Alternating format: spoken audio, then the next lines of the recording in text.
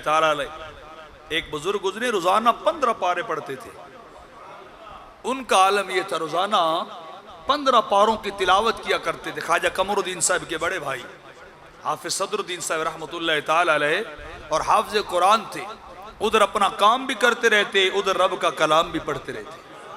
रोजाना 15 पारे पढ़ते थे, तिलावत करते। और जिस दिन तिलावत ना होती बीमार हो जाते, काम काज छोड़ देते, किसी मसरूफियत में लगे रहते, रात को बीमार हो जाते। बेटी पूछती, बाबा क्या हुआ? फरमाया, आज मैं अपना हक नहीं अदा कर सका, आज मालिक से गुफ्तगू नहीं हो सकी।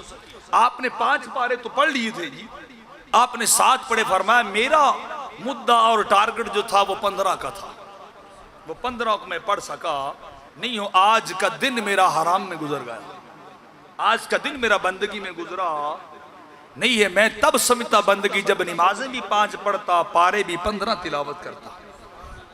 तो अल्लाह वाले कुरान से दिल लगी करते हैं, कुरान से लौ लगाए रखते हैं।